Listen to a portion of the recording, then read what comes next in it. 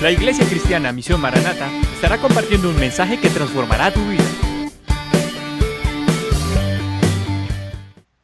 Lo que Dios ha venido trayendo y hablando del secreto, de la búsqueda, de la intimidad de Ored, de Yahweh en cuya presencia estoy.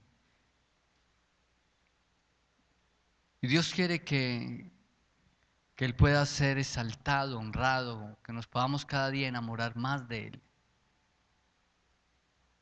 Punto unos minutos antes de pasar acá, me empezó Dios a revelar y a mostrar cómo el enemigo empieza a atacar y a obrar cuando empezamos a buscar y a subir, y subir los niveles de unción, de intimidad, de comunión, de consagración, de entrega a nuestro Dios. Hay veces la iglesia no lo entiende.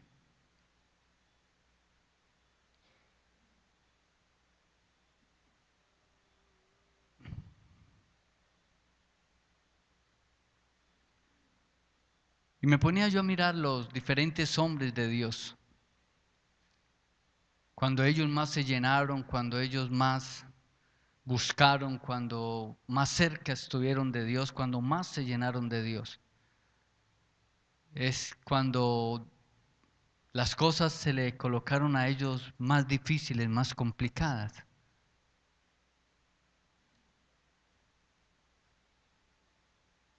Podríamos llegar a pensar, ¿por qué tiene que pasar eso?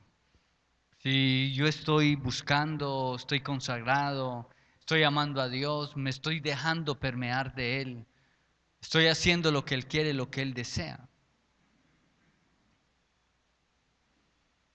Pero yo puedo ver dos cosas ahí. De parte de Dios,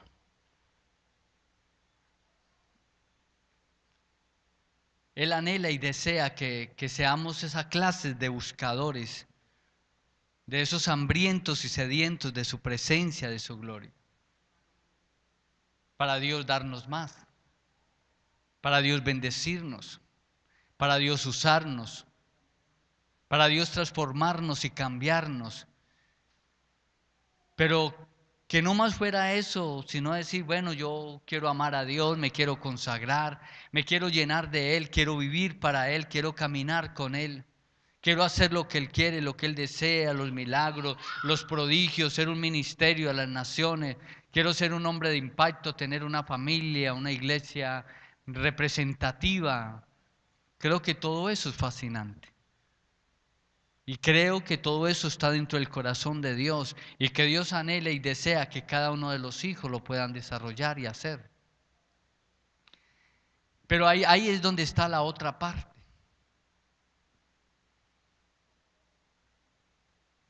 Cuando el enemigo sabe que en su corazón hay esa disposición, él va a buscar las formas y las maneras habidas y por haber para desviarte del propósito. ¿Está entendiendo?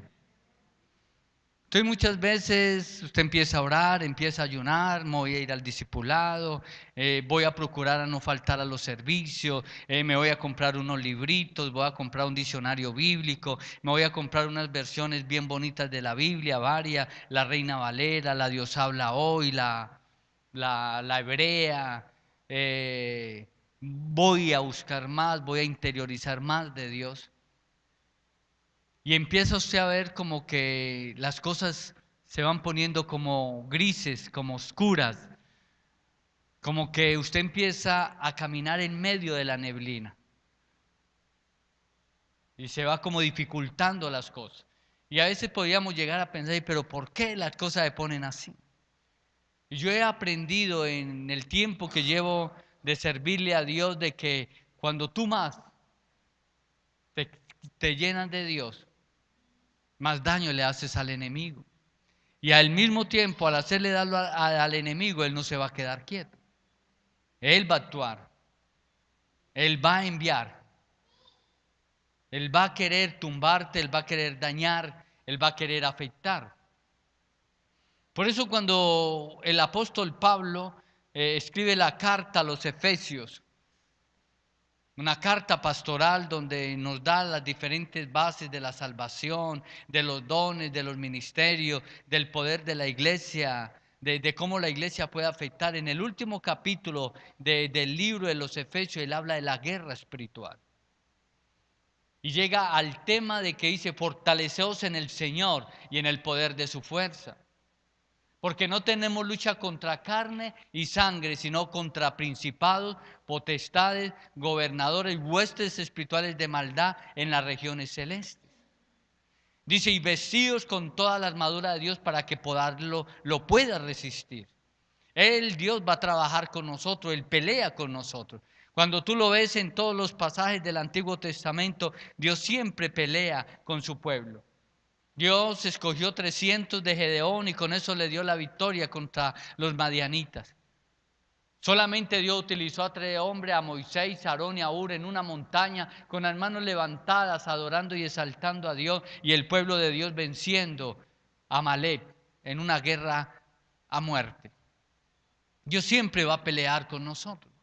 Y la misma palabra dice que las armas de nuestra milicia no son carnales, sino poderosas en Dios para destrucción de fortalezas. Y entonces nosotros vivimos en un ambiente espiritual. Somos espirituales, somos sobrenaturales. Y al nacer de nuevo entramos al reino de Dios y el reino de Dios es sobrenatural. El reino espiritual, el reino de Dios es espiritual, no es natural. Usted no va a ir a pelear con este general que están hablando tanto de él. No, usted no va a ir a pelear contra el Señor. Ni va a ir a pelear contra el batallón de allí, el Lancero o el Ayacucho de Manizales. No, usted no va a pelear contra esa clase de gente. La guerra no es carnal. No, la guerra es espiritual, es sobrenatural. Entonces, cuando tú te dispones a ir al propósito, a lo que Dios tiene determinado, a tu llamado, a tu propósito, el enemigo, hermano, se le va a meter a usted por donde quiera para frenarlo, para obstaculizarlo. Pero sepa una cosa, que así él utilice las armas que él pueda utilizar y él pueda hacer todo lo que sea, él no va a poder dañar el propósito, lo que Dios tiene determinado para tu vida y para la mía. Pero eso no implica que usted tenga que saber de que usted todos los días tiene que batallar y guerrear, porque la palabra dice que él anda como león rugiente mirando a quien devorar. Él anda mirando. Él no descansa. La iglesia descansa. Él no deja de rodear la tierra todos los días. Yo creo que él sale como esos leones que salen en la selva a buscar comida para sus cachorros y salen a buscar a ver dónde ven una cebra o que ven por ahí para correr y cogerlo y traerle comida. Así anda el enemigo Satanás, como ese león mirando a ver dónde ve carroña, dónde ve carne, dónde ve algo para él comer, para él dañar. Por eso cuando la serpiente Dios la maldijo, dije, te arrastrarás y del polvo de la tierra comerás. Cuando habló de la tierra está hablando de la parte humana, porque nosotros somos polvo, somos tierra. Y dice, y del polvo y de la tierra te alimentarás de la carne. Y donde él ve carne, él ahí mismo llega. Entonces ahí es donde está la guerra. Por eso David, que tuvo tantos problemas y tantas dificultades, que en estos días lo cantaba mi esposa, dice, así como el siervo corre, se sumerge y clama por las corrientes de las aguas. ¿Por qué? Porque el siervo cuando viene y él se mete a las aguas y se sumerge en las aguas, tipo de la palabra, tipo del Espíritu Santo, se sumerge en el Espíritu, se sumerge en la palabra de Dios, el enemigo no lo puede olfatear, no lo puede oler. Donde esté, pasó ahí y se sumergió en las aguas. Si lo miramos en el mundo físico, natural, no lo puede oler porque el agua no deja que salga el olor del animal. Porque los animales tienen un olfato a kilómetros. Las hienas, los tigres, todos esos animales carroñeros tienen un olfato impresionante. El enemigo olfatea donde hay carne. El enemigo donde olfatea dónde están los hijos de Dios. ¿Se acuerdan cuando Pablo empezaba su ministerio y entonces llegó un hombre buscando la unción? Y entonces el hombre quiere hacer como milagro y quiere tener la unción, este hombre Simón, y dice que vino unos espíritus y brotaron sobre este hombre y este hombre tuvo que salir huyendo desnudo. Y él expresó, dijo, a Pablo conozco y a Jesús conozco. Entonces el enemigo sabe sobre quién hay una unción, sobre quién hay un llamado, sobre quién hay algo determinado de parte de Dios. Y Él va a trabajar y Él va a hacer lo habido y lo por haber para que usted no logre lo que Dios tiene preparado para usted. Pero mayor es el que está en usted que el que está en el mundo. Que usted todo lo puede en Cristo que lo fortalece. Amén. Entonces usted tiene la victoria, pero lo que tiene que saber es que Él va a atacar. Y entonces yo miraba y miraba acá, esto apenas me lo regala el Señor acá. Yo voy a ver por dónde el Señor me introduce y me lleva. Entonces vemos a Moisés, que ya aún desde el vientre de su madre, desde niño, ya sabía que él había sido escogido por Dios para ser el libertador de Israel. Él ya Dios había determinado que él era. Y aún desde niño vemos cómo se sale una ley sobre todo Egipto para matar a los niños. Que era lo que quería, era destruir la simiente de justicia que era Moisés. Pero ¿qué hace la madre al ver esa problemática? Lo mete en una canastica y lo mete por el Nilo y entonces va y llega a las puertas de la hija del faraón. Pero Dios es tan lindo y cómo Él trabaja, se lo lleva al mismo enemigo, al mismo Satanás para que lo críe y lo forme ahí y llama a la mamá para que la mamá le dé pecho y sea la mamá lo que lo forme. La mamá de Moisés fue la que llamaron para que lo criara. Le colocó la misma mamá y lo colocó ahí, no le pasó y fue formado para ser faraón de Egipto. Y conocemos la historia. Y entonces Moisés, dentro del llamado de Dios, él comete errores, comete fallas. Y él tiene que ir a ser procesado por Dios y ser tratado por Dios. Pero Dios lo llama y a través de una zarza vuelve y lo llama y le dice, usted es el hombre que yo he escogido para libertarlo, y le muestra lo sobrenatural. Y en el momento, en la cúspide donde está Moisés, en la cúspide más grande de su ministerio, es cuando el pueblo se levanta y lo deja con Aarón y ahí levantan el becerro de oro. Y usted ya empieza a ver desde que Moisés libera al pueblo, de ahí hacia la tierra prometida, todo por lo que tiene que pasar Moisés. A veces nosotros decimos, ay, qué pobrecitos nosotros los pastores los que nos pasan. No, hermano, cuando usted mira la historia de Moisés, yo creo que Moisés todos los días le daba ganas de arrancarse la cabeza. Si les daba maná, malo. Si no les daba maná, malo. Si les daba agua, malo. Si les daba carne, malo.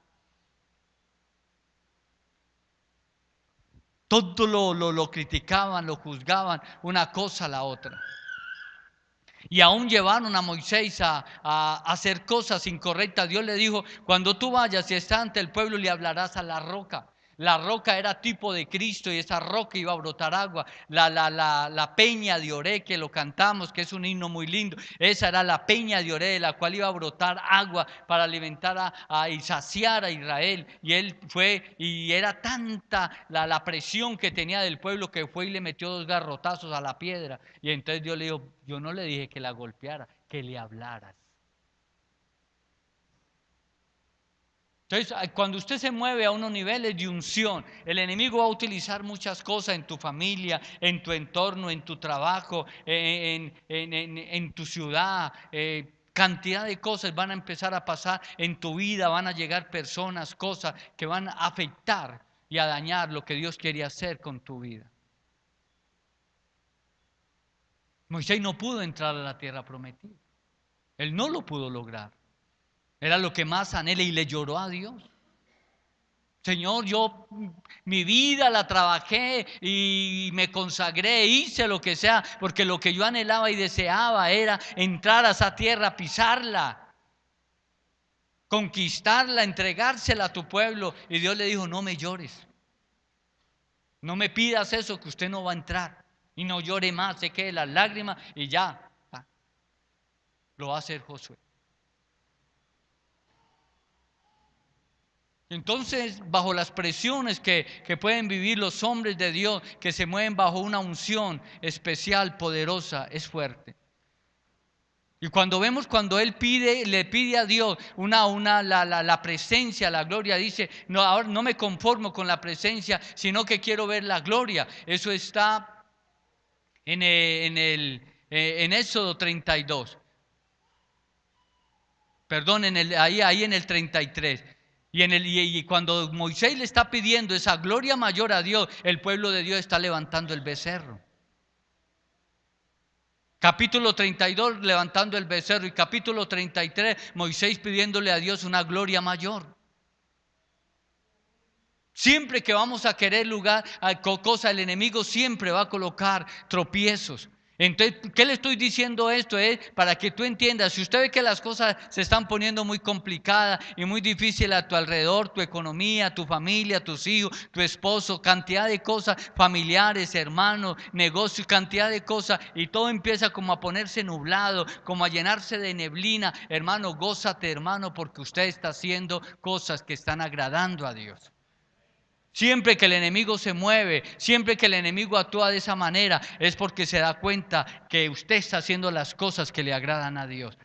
Entonces el enemigo, ¿qué va a hacer? Mandar eso para de pronto hacernos pensar y creer que no estamos siendo efectivos, que Él es más poderoso, que Él tiene el control, que Él nos va a afectar, que entonces al ver eso, imagine Moisés, imagine yo subiendo a la montaña a buscar la presencia de Dios, a llenarme de la gloria de Dios, porque la gloria de Dios lo llenó a él y él venía y ellos le tocó colocarse un trapo en la cara para que no vieran a Dios, porque ya no era Moisés, sino Dios en él, la gloria de Dios manifestando. Entonces a él le tocaba cubrirse para que no lo adoraran ni lo exaltaran. Imagine usted subir y bajar con las tablas a dársela a un pueblo y ellos adorando un becerro. Eso es un golpe muy bajo.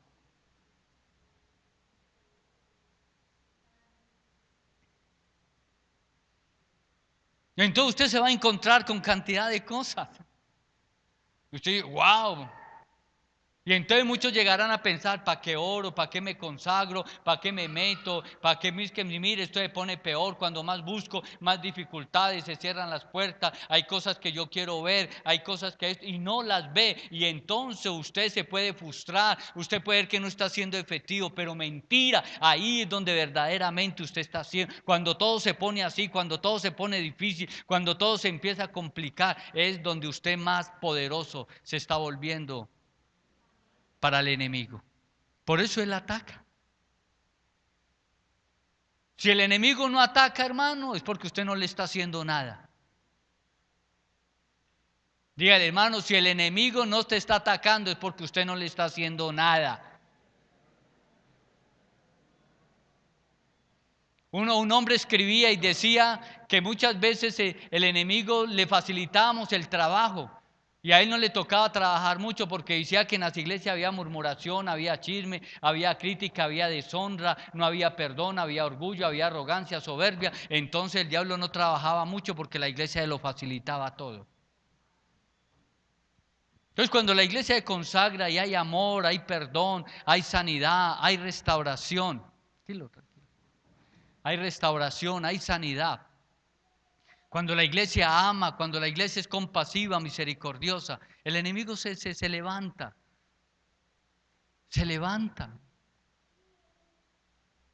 Él quiere venir a dañar, a afectar y a dañar lo que Dios quiere hacer. Entonces yo leí aquí en Primera de Reyes, cuando Salomón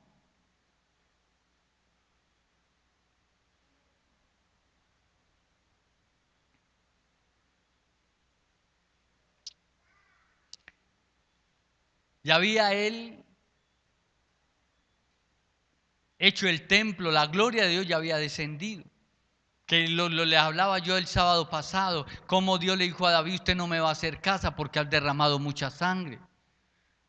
El que me va a edificar casa es tu hijo. Tu hijo va a edificarme casa. Y David dijo, yo de todo lo que yo tengo lo he preparado todo para la casa de Dios. Y dice que le dijo a Salomón, hijo mío, esfuérzate para que haga la casa de Dios. Y Salomón tenía todo, era un hombre sabio, ya Dios se le había revelado y él le había dicho a Dios que le diera un corazón entendido. Y Dios le añadió sabiduría, le añadió plata, le añadió ejército, le añadió una cantidad de cosas porque le había pedido sabiduría a Dios para guiar al pueblo y un corazón entendido. Entonces Dios le añadió muchas cosas a Salomón. Y Salomón construye el templo y la gloria de Dios desciende. Era el esplendor en la vida de Salomón. La reina de Saba vino a ver quién era el que hablaban del tal Salomón y la sabiduría de Salomón. Y dice que vino con barcos y trajo plata, trajo madera, oro, trajo de todo y enriqueció mucho más a Salomón. Y se enamoró de Salomón. Y Salomón estaba en el esplendor, en la gloria. Y me sorprende porque acá después de que hace el templo y la gloria de Dios desciende, dice, y cuando Salomón hubo acabado la obra de la casa de Yahweh y la casa real y todo lo que Salomón quiso hacer, Yahweh apareció a Salomón por segunda vez, como le había aparecido en Gabaón. Era un hombre que tenía revelaciones con Dios. Dios estaba con él. Dios se agradaba de lo que Salomón hacía.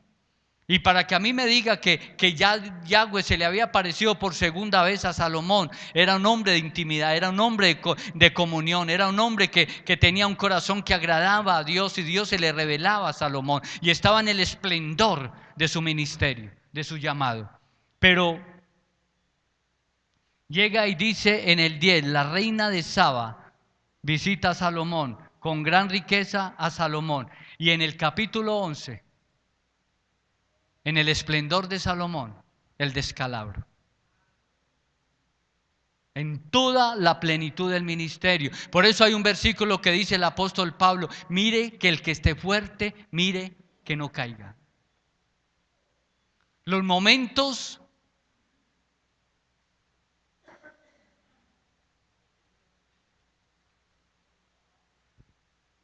más peligrosos, estaba buscando la palabra apropiada, los momentos más peligrosos en la vida de un cristiano, de un hijo del reino, de un seguidor del Señor, es cuando está en lugares altos, en picos altos, en unciones altas, en revelaciones altas. Es donde se pegan los totazos más fuertes. Y ahí es donde tenemos que ser más cuidadosos. Usted en una crisis por allá y vuelto nada y acabado, no, usted está tirado en el piso, antes está buscando cómo se levanta, cómo logra aferrarse, cómo logra levantarse, fortalecerse, pedirle al Señor fuerza, que lo restaure, que lo sane, que lo perdone, que lo ayude, que lo levante, ahí no hay nada. Pero esos picos altos donde la unción lo está invitando a todas las partes, usted empieza a ver que la gloria de Dios, los milagros, los prodigios, la revelación, el poder, la gloria, hay una unción sobre tu vida, son los momentos más delicados. Por eso dice, mire que el que esté firme, mire que no caiga. Son los momentos más peligrosos. Y ahí lo vemos en la vida de Salomón. En el esplendor de la vida de Salomón. En lo más alto que estaba. Era el más sabio en toda la tierra. Dios le hablaba a él. Era el hombre más rico. Era el hombre que tenía la capacidad de hablar cara a cara con Dios, como lo hacía Satanás. Satanás, el adorador, hablaba cara a cara con Dios. Salomón lo hacía. En el esplendor de Salomón. Él siempre aparece. Y Salomón se pegó el totazo, pero de los totazos más grandes. Dice, pero el rey Salomón amó además de las hijas del faraón a muchas mujeres extranjeras, a las de Moab, a las de Amón, a las de Edom, a las de Sidón y a las Eteas. Gente de las cuales Yahweh había dicho a los hijos de Israel que no llegase a ellas, ni ellas se llegaran a vosotros, porque ciertamente harán inclinar vuestro corazón tras sus dioses.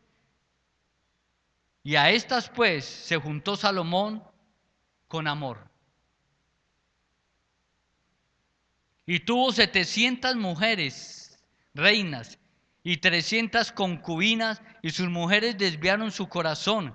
Y cuando Salomón era ya viejo, sus mujeres inclinaron su corazón tras dioses ajenos, y su corazón no era perfecto como Yahweh su Dios, como el corazón de su padre David.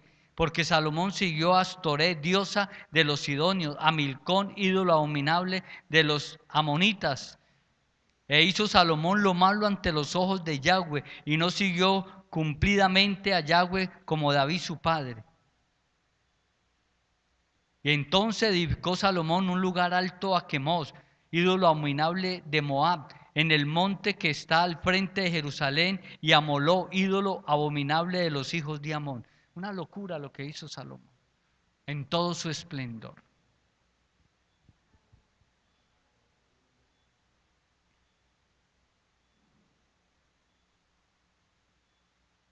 ¿Sí está entendiendo lo delicado que es?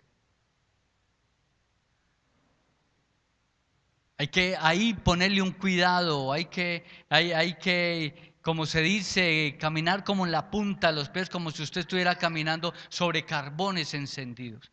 Y ahí hay veces donde a veces nos distraemos, ahí es donde a veces no le ponemos el cuidado necesario, no nos preocupamos lo suficiente, sino que creemos que estamos en una plenitud, y sí, es una plenitud, es una gloria, es una bendición de Dios, nos está usando, Dios se está manifestando, hemos capturado cosas, conquistado cosas, ganar cosas, pero ahí es donde más fácil los hombres de Dios caen.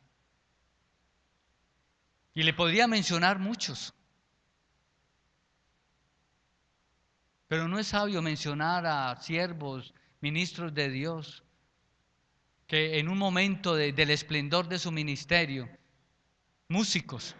Yo conocí a uno centroamericano que en el tiempo él era el que más tocaba y se, se toteó. Otro de los grandes predicadores de televisión y todo eso, pronto también se divorció. Otro también bien reconocido de televisión y todas esas cosas, y predicando por todo el mundo y todo eso, se toteó. En momentos de brillantez, en momentos de picos altos, de unciones, hay que poner mucho cuidado. El enemigo no le agrada que nos movamos a ese nivel. Aun cuando yo miro la vida de Cristo, que lo podemos ver, la secuencia que más me gusta a mí en cuanto a la vida de Cristo es Lucas, porque Lucas lo va llevando desde niño, cómo crece, cómo se va desarrollando y cómo va llegando hasta la unción. Pero hay algo bien especial.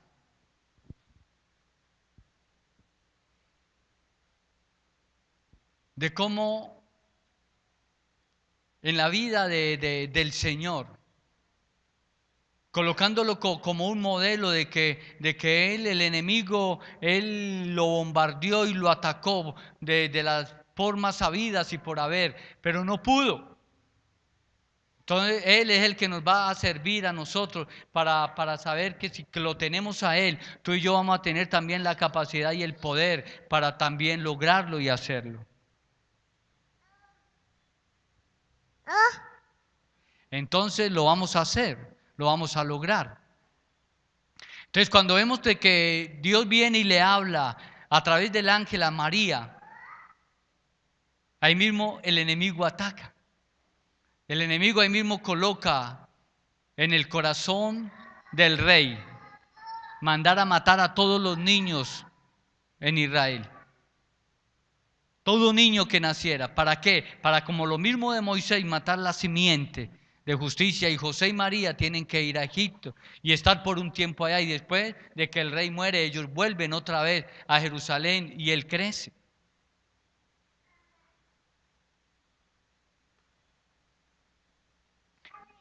Después Jesús es bautizado y dice que es llevado por el Espíritu al desierto y ayuna 40 días.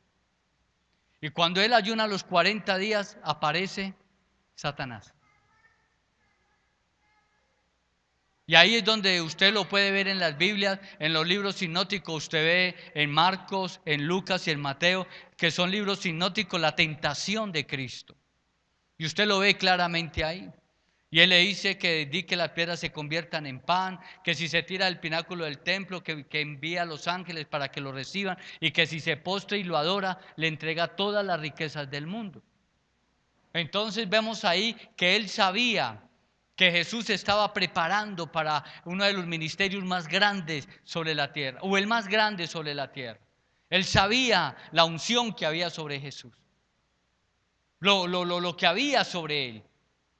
Y aún cuando usted en la película de Mel Gibson, cuando él está en el ayuno, en el desierto, ahí ve esa figura que hacen de Satanás. Satanás estaba ahí asediándolo. Y cuando él rompe el ayuno y viene, se da cuenta, imagina una persona con 40 días de ayuno. Yo he hecho de 3, de 7, hice el de Daniel de 21, uno total y la otra con verduras. El hambre es tremendo. Y viene y le dice, di que la espera se conviertan en pan, de una parece. Pero lo que yo quiero llevar con esto es a la dimensión a la que iba Jesús. Jesús venía dando los pasos necesarios porque dice que él crecía en sabiduría, en revelación, en conocimiento para con Dios y para con los hombres. Él es bautizado a los 30 años, donde empieza el ministerio. Y ahí él empezó el ministerio y dice que va al desierto a prepararse, a llenarse de la presencia, de la gloria de Dios, a capturar una unción sobrenatural. Porque después de la tentación, tanto en Mateo como en Lucas, vemos lo que sigue. ¿Para dónde iba él? Y entonces él se le aparece. Y ahí viene una de las guerras espirituales más poderosas. Él escrito está. Satanás lo bombardea y le decía, escrito está. Y a veces nosotros vienen los ataques del enemigo y sacamos una cantidad de cosas y de argumentos. No, es con el poder de la palabra. Es una guerra de palabras. Por eso aquí en la iglesia enseñamos a los profetas a hacer proclamas proféticas, actos proféticos, proclamas proféticas. Es con la palabra que yo puedo derribar, porque la palabra es una espada, la palabra es una llave, la palabra es un fuego, la palabra es un martillo, y con ella yo puedo hacer lo que yo quiero mirar y hacer en el mundo espiritual. No es con mis argumentos, no es con mi capacidad, no es con mi fuerza. Aún ese pasaje del profeta menor dice, no es con espada ni con ejército, sino con mi Santo Espíritu, dice el Señor. Entonces no es con armas carnales, sino con armas espirituales. Y usted le tiene que declarar la palabra al enemigo. Jesús le declaró Deuteronomio 8, no solamente de pan vive el hombre, sino de toda palabra que sale de la boca de Dios. Eso es Deuteronomio 8. Después dice, di que se tiren del pináculo, eso es un salmo. Él le declaró el salmo. Y todas las riquezas del mundo, no sé en qué profeta está, que lo voy a buscar bien, pero son 3 palabras, 3 citas bíblicas que él se las soltó a Satanás. Satanás conoce la escritura y lo bombardeó, pero él siempre lo derrocó, lo derribó, lo destruyó con la palabra. Escrito está, le dijo. Él se apropió, se afirmó en la palabra profética. Y entonces cuando él no puede en la tentación y antes lo somete y le dice, tú serás siervo perpetuo para siempre.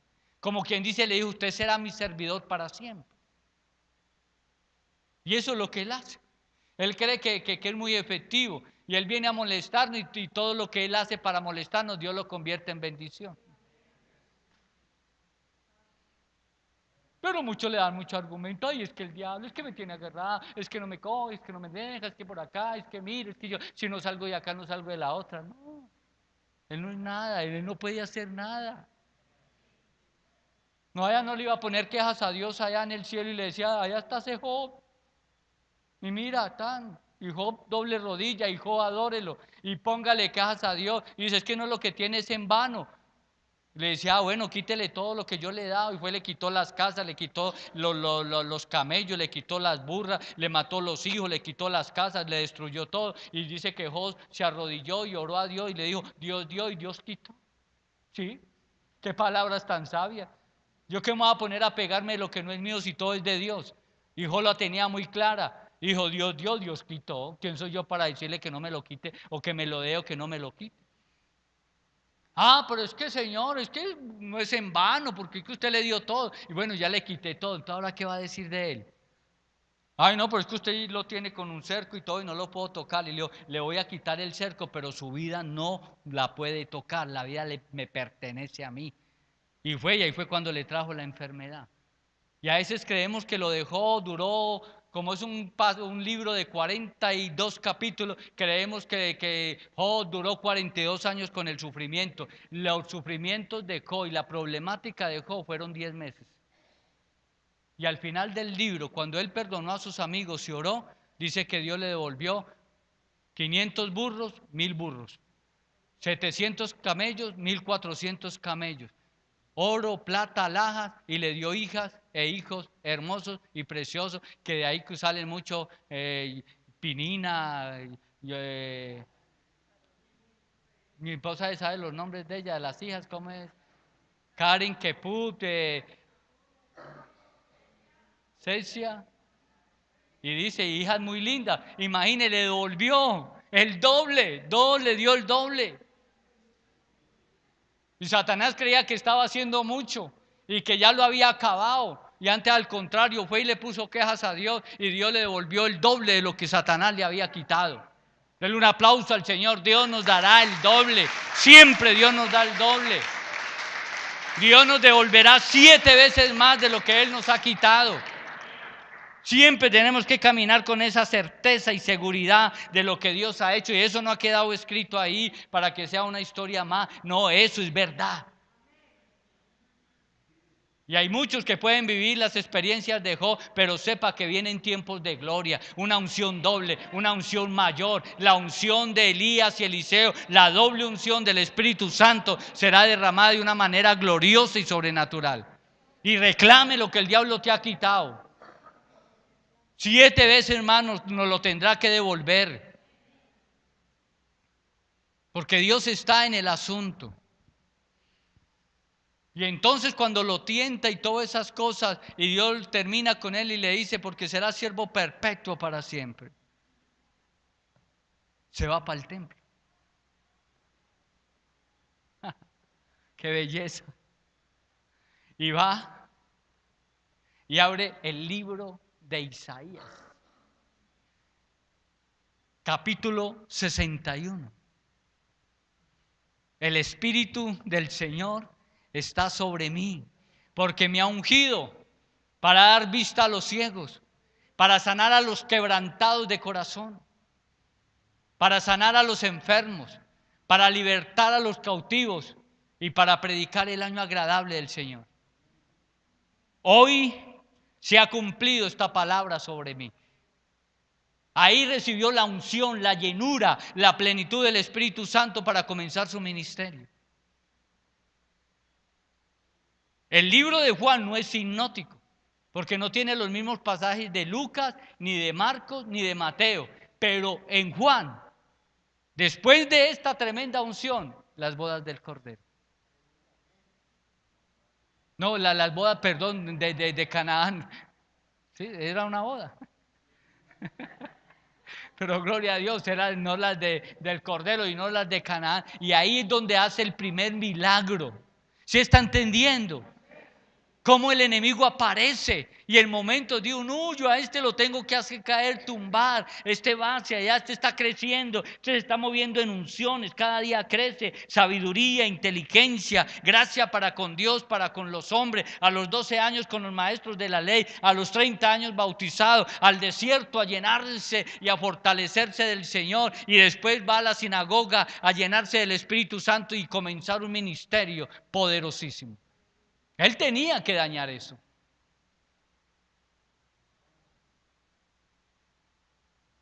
No pudo. No pudo. Y entonces recibe esa tremenda unción y empieza un ministerio de milagros. Lo más poderoso. Forma una iglesia. Trae el reino, porque en Marcos 1, 14 y 15 dice: el tiempo se ha cumplido y el reino de los cielos se ha acercado. Arrepentidos y creen en el evangelio. Él trajo el reino, Él lo estableció. Él estableció una vida de oración, una vida de discipulado. Él formó una iglesia a través de personas que vinieron a Él, fueron discipuladas, entrenadas. Él manifestó el reino, la gloria del reino, los milagros del reino, lo sobrenatural del reino, la gloria del reino. Con Juan el Bautista no hizo milagros, no trajo el reino, no estableció el reino, no mostró lo sobrenatural del reino, la gloria del reino. Solamente Juan el Bautista fue un predicador de arrepentimiento y de bautismo en agua. Mas él dijo: mas yo os bautizaré en Espíritu Santo y fuego. Y lo más lindo de eso es que él dijo, cuando habló de Juan, aunque era un hombre que no había traído el reino, no había establecido el reino, no había mostrado la sobrenaturalidad del reino, la gloria del reino, pero la mera vida de Juan fue un modelo, un ejemplo sin precedentes en la historia de los grandes hombres de Dios. Tanto que Dios lo llamó, Jesucristo lo dijo: no ha nacido ninguno de mujer igual a Juan. Ninguno. Y lo dijo Jesús, Mateo 11. Y Juan manda a preguntar: él es el Mesías. Pobre Juan, encarcelado, ya abatido, agobiado, lleno de temores, de miedo, y tanto porque me sorprende cuando usted hace un estudio entre Juan y Cristo. Juan fue el primero que dijo: he ahí el Cordero de Dios que quita el pecado del mundo. En otro pasaje dice: no soy digno ni de desatar la correa de su calzado. Dice: es necesario que yo mengüe para que él crezca. Y él dijo: yo soy una caña que anda en el desierto, una voz que clama en el desierto, preparándole la plataforma y el camino al Mesías que ha de venir. Él la tenía muy clara. Pero en un tiempo de angustia, de dificultad, Juan se perturbó. Dijo: ¿sería que yo me equivoqué? ¿Será que es el tiempo correcto? Si era él el Mesías, el que yo le estaba preparando, o qué. Estaba como disvariando el pobre Juan. Y le van y le dicen a Jesús: Juancito te mandó a decir que si tú eras el Mesías. Tan lindo el Señor. Otro le dijo: pero usted, Juan, me dijo que yo era el Cordero de Dios, que no era digno de desatar la correa, que me estaba preparando la plataforma. Y ahorita vea, amagando ahí, como está variando esto, como está de loco. Mire, yo creo que ya no ora. Juan ya perdió el ayuno, ya perdió la gracia. No, llega el Señor y le dice: váyale a Juancito.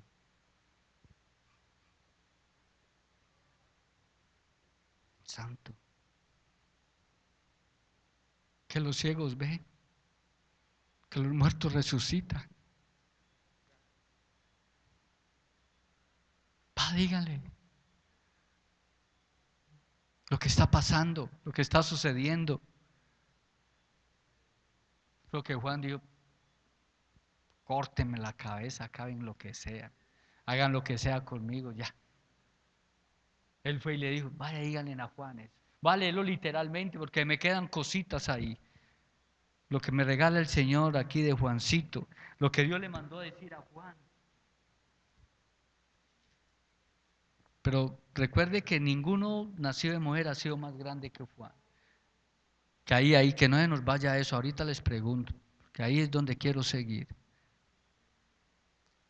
Respondiendo Jesús les dijo en el 11:4 de Mateo. Les dijo: id y haced saber a Juan las cosas que oís y veis.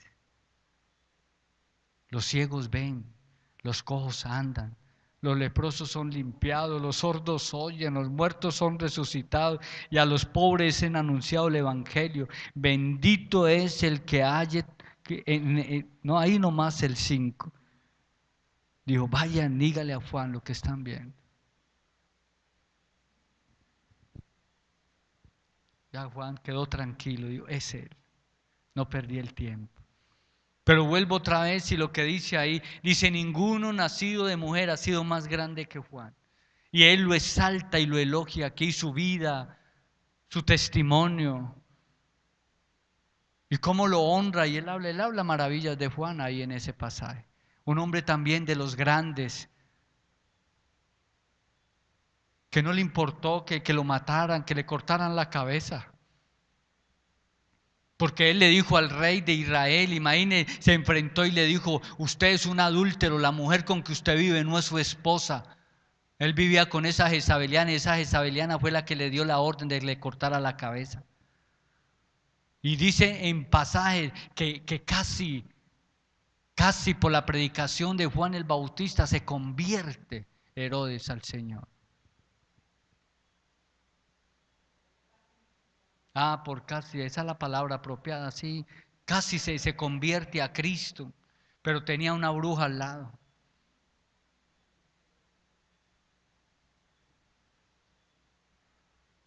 Y lo sedujo en un baile y le dijo: ¿qué quieres, mi amor? La cabeza de Juan.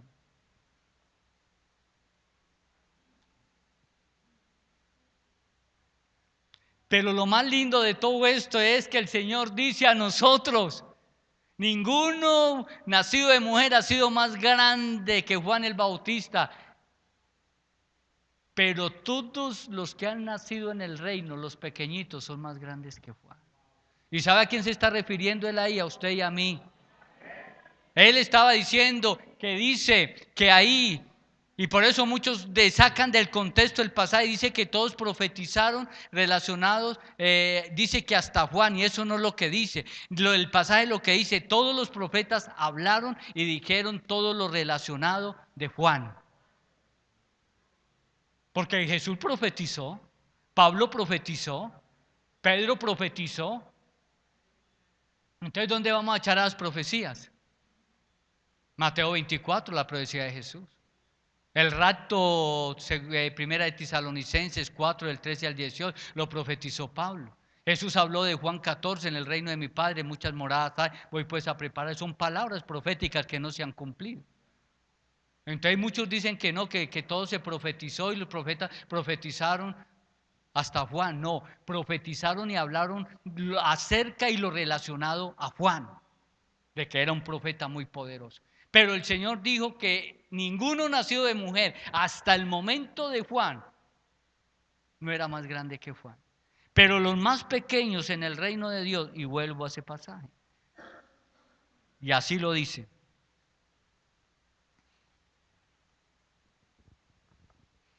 Mire como lo lindo que uno puede elogiar a alguien. Y eso lo hace la gente del Espíritu. Digan amén, digan amén. La gente del Espíritu elogia, levanta. Oh, sos un hombre, es una mujer, es una profeta, esa es tremenda mujer, es una intercesora. Hoy están, y no me pone a mirar, es que no me miró, no me habló, no me saludó, no me juzgó. ¿Se saben los cuatro temperamentos? Colérico, melancólico, sanguíneo y flemático. El flemático y el melancólico son tímidos, son calladitos, hablan poco, no son muy expresivos, son más bien tímidos, son un poquito como apartaditos. El sanguíneo es ese que a todos le está echando cuento y que hermano, loco, tal, y el sanguíneo es serio, autoritario, líder, controlador. Y entonces usted se encuentra con un colérico: ¿qué hermano? ¿Cómo está? ¿Cómo le ha ido? Bendiciones, varón. Y usted encuentra con un sanguíneo: ¡oh, parce! ¿Cuánto no te veía loquito tal? ¿Sí ve? Entonces hay gente así. ¿Sí está entendiendo? ¿Está entendiendo? Pero los del espíritu, sea colérico, melancólico, sanguíneo, exalta, elogia, bendice, ama, perdona, restaura, ayuda, no habla de nadie. ¿Entendió?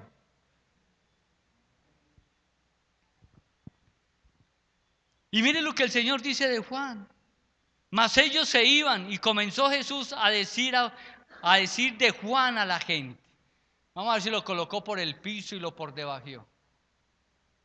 A ver qué dice de Juan. Dice: ¿qué saliste a ver al desierto? ¿Una caña sacudida por el viento? ¿O qué saliste a ver? a un hombre cubierto de vestiduras delicadas? He aquí que los que llevan vestiduras delicadas en las casas de los reyes están. Pero, ¿qué saliste a ver? ¿A un profeta? Y mire lo que él dice: sí, os digo, y más que profeta. Como lo elogió el Señor. Profeta, y más que profeta. Porque este es de quien está escrito. Porque también los profetas hablaron. Creo que si no estoy mal es Miqueas, capítulo 5, en cuanto al que iba a predicar en el desierto. Mírenme ahí con la hora. Sí, Malaquías 3. Malaquías 3:1 dice. Dice, porque este es de quien está escrito: he aquí, yo envío mi mensajero delante de tu faz, el cual preparará el camino delante de ti. Y aquí vienen los que yo le quiero decir. De cierto os digo, entre los que nacen de mujer no se ha levantado otro mayor que Juan el Bautista. Aleluya. Cómo lo elogió el Señor, tan lindo que es Él, cómo nos exalta, nos elogia. Dice, pero el más pequeño en el reino de Dios, diga amén, diga amén, diga amén. Y el reino, Él trajo el reino, Él estableció el reino, Él lo trajo, no Juan. Entonces dice, pero el más pequeño en el reino, que es usted y yo, de los cielos, mayor es que Él.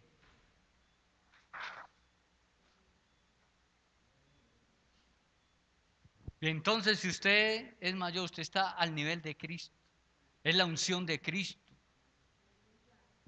Y Él también te va a atacar, te va a atacar. Estoy viendo que Él no pudo en la tentación. Y Jesús se empieza a mover. Le levanta Satanás a todos los religiosos de la época. Los fariseos, los saduceos, los escribas. A estos grupos religiosos de la época los levanta. Fueron los mayores opositores de Él. Y hoy también uno ve del sistema religioso es el que más se opone a la revelación, a lo sobrenatural, a lo glorioso. La gente religiosa es la que más se opone.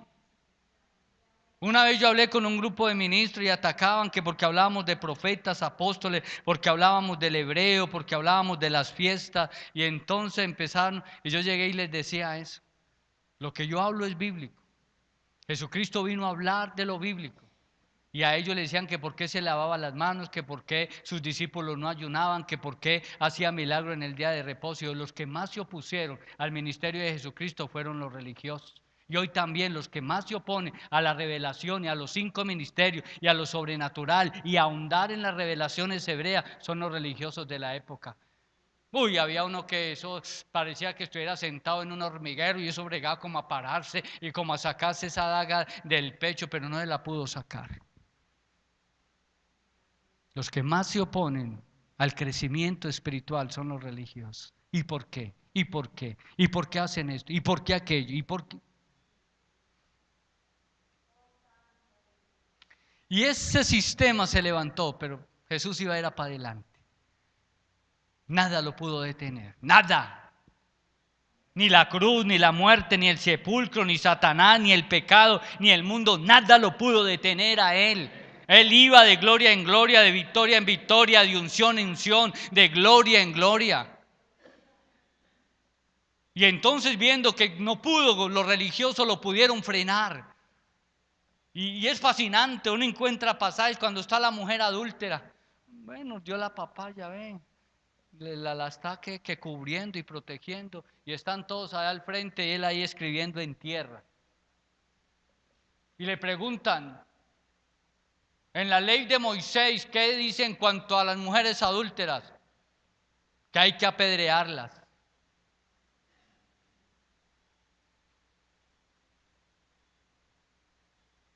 Los que la quieran apedrear, que lo hagan.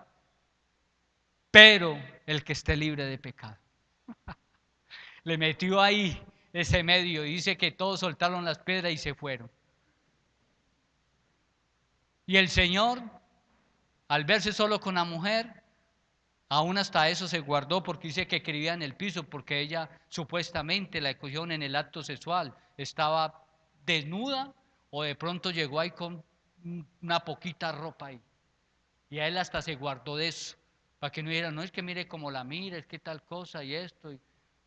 No, se guardó y ya cuando vio, dijo, mujer, nadie te ha condenado, yo tampoco. No sigas pecando, no sigas haciendo eso.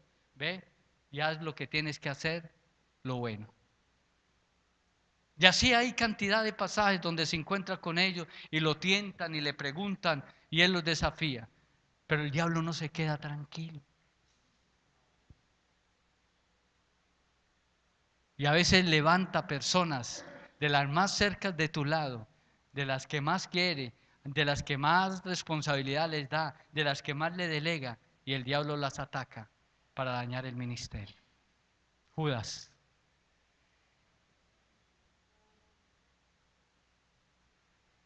Le metió el sablazo el diablo a Judas en la cabeza. Y lo vende. Con un beso en la mejilla. Y no sé, es tan particular en mi vida espiritual, en que he caminado, de pronto no quiero herir susceptibilidad, está bien dicho, sobre las personas.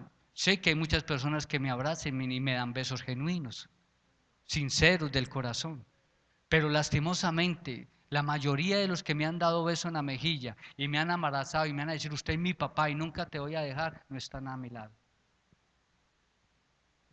Qué raro.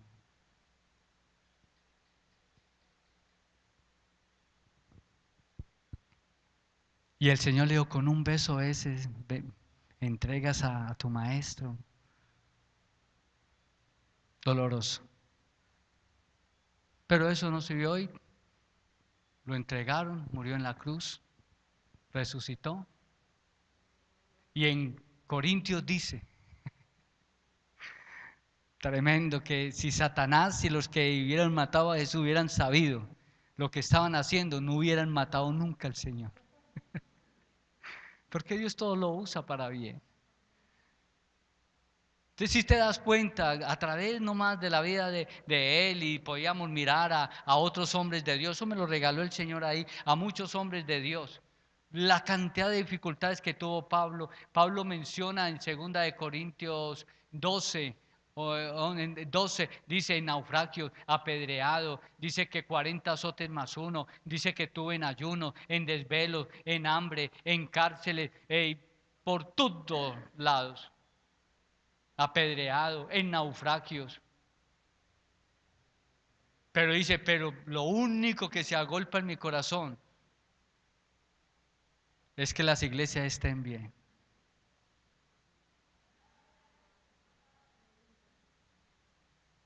Entonces, si usted quiere llegar a ser grande, hermano, siempre va a tener ahí un enemigo que te va a impulsar a lograrlo. Él no te va a detener, él te va a impulsar a que lo logres. ¿Sí entendió?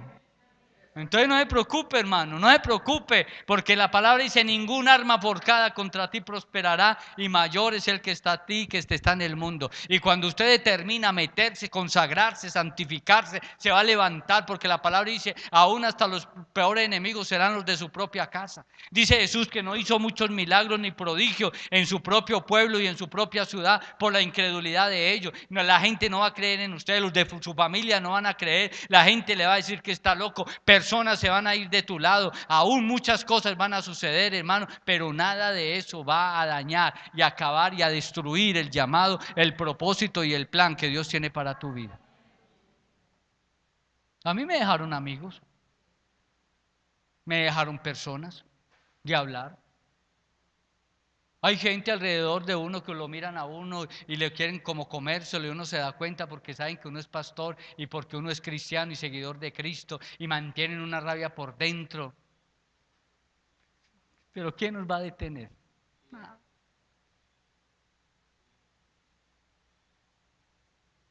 A mayor unción, mayor presión. A mayor unción, mayor presión. Y ahí usted puede ver a Elías, a Eliseo, a David. Señor, te damos gracias por lo que nos das, por lo que hablas, por lo que haces. Te agradezco por ser sensible a lo que tú quieres traer, Señor. No es lo que a veces queremos o deseamos, sino lo que tú quieres hablar, Señor. Y te doy gracias, Señor, porque esta es una iglesia de líderes, de apóstoles, profetas, evangelistas, pastores, maestros. Gente que te ama, gente que tiene una convicción de que pertenecen al reino y que desde antes de la creación del mundo tú los has bendecido con toda bendición espiritual y que cada día están siendo preparados y formados por el Espíritu Santo y la palabra de Dios para desarrollar el llamado, el propósito, las metas, la asignación que tú le has dado a cada uno de ellos. Y sé que en ese caminar, en ese ir y devenir del reino, Señor, el enemigo siempre va a estar en sus encrucijadas. Aparecerá en los caminos, en los diferentes lugares, en diferentes circunstancias. Y ante todo en muchos momentos a veces de debilidad, de flaqueza. Aún puedo mirar cómo David, cuando ya había sido ungido como rey, estaba esperando el momento de tomar el trono. Dice que en un momento de ocio se fue al palacio y allí cayó en adulterio. Como un hombre en un momento de angustia, de hambre, pero lo que la palabra dice ahí, que él se desanimó, vendió su primogenitura como Esaú. Como un hombre Sansón, que fue llamado por Dios para libertar al pueblo de Israel en el tiempo de los filisteos. Era el libertador y Dios le había dado un llamado de nazareo. Y cómo este hombre se dejó contaminar. Y lo más sorprendente de la historia dice es que una mujer, y dice que le abrió el corazón a esa mujer y se dañó todo el propósito de Dios. Dice que el Espíritu de Dios se fue de Sansón, y aunque con lágrimas y tuvo que morir en el propósito, clamó y lloró delante de Dios para que le devolviera la unción. No era el cabello, no era la fuerza, era la presencia, la gloria de Dios. Porque en el capítulo de 16 dice que cuando Sansón quiso hacer lo mismo, dice que ya no lo pudo hacer porque el Espíritu de Dios ya no estaba con él. Señor, guárdanos, oh Dios, que podamos tener discernimiento y sabiduría de que cuando estamos viviendo esas circunstancias de crecer, cuando empieza a haber hambre, sed por tu presencia, por tu gloria, donde anhelamos una mayor revelación, una mayor intimidad, una mayor comunión. Padre, a veces parece que las cosas se pusieran como al revés, como que todo se pone como difícil, como que todo se pone oscuro, como que todo se llena de neblina, Señor, Padre, pero después de la neblina estás tú, después de la oscuridad viene la luz, después del problema viene la bendición, después del proceso viene lo sobrenatural, viene lo glorioso. Por eso dice ese pasaje tan lindo que con lágrimas vamos y sembramos la semilla, pero con alegría y regocijo regresamos de ella, Señor. Señor, así como hay un invierno, también hay un verano. Así como hay un otoño, hay una primavera, Señor. Y hay momentos donde a veces el enemigo nos mete en esos inviernos fríos, helados, donde no vemos nada, donde todo parece oscuro. Hay veces hay unos veranos como el que hemos estado viviendo, donde uno ve la sequedad, donde todo empieza a secarse, a morirse, a perderse, donde se pierde la vida, la lozanía, y empieza a haber una resequedad, hablándolo espiritualmente, Señor. Pero también viene un otoño, Señor. También viene una primavera, Señor. Estaciones de bendición, donde la higuera va a florecer, donde los vides darán fruto, donde la tórtola dará la canción. Y en las vides habrá fruto, y la tórtola dará su canción. Y es lindo cuando tú estudias la tórtola, es un pajarito que se reproduce constantemente. Las vides, la unción, la presencia. Habrá una canción nueva, habrá una unción nueva, habrá una vid nueva. Vienen tiempos de gloria para los vencedores, para los que se paran en la brecha, para los amadores de tu gloria, de tu presencia. No importa que se aparezca el mismo diablo, no me detendrá de alcanzar y lograr el propósito y lo que Dios tiene trazado y determinado para mi vida. Porque la palabra dice en Hebreos de que no somos de los que retrocedemos para perdición, sino de los que vamos hacia adelante a la preservación del alma. Porque cuando tú llamaste a sus discípulos, le habló del discipulado y usted dijo: todo el que quiera venir en pos de mí, niéguese a sí mismo, tome su cruz y sígame, oh Dios. Esto es de muerte, de todos los días estar caer y levantando, de estar crucificados, de ir de muerte en muerte, de ir de gloria en gloria, de ir de proceso en proceso, de trato en trato, hasta que veamos la gloria de Dios sobre nuestras vidas. Yo declaro, Padre, la fortaleza de Dios. Yo declaro la unción de Dios. Y así como Jesús dijo: escrito está. Escrito está. Declárelo. Dígale: Satanás, escrito está.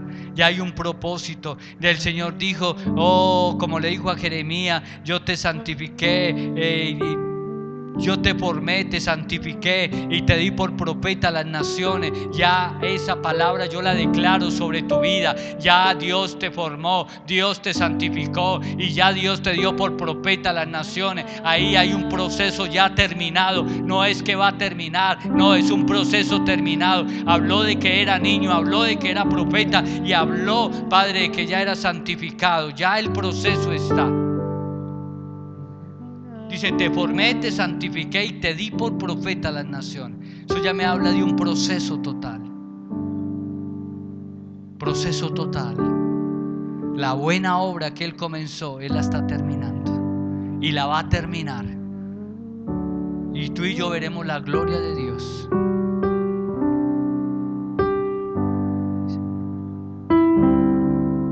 Aleluya, Señor. Iglesia Cristiana Misión Maranata, Cristo viene. Una familia para crecer bajo la unción del Espíritu Santo.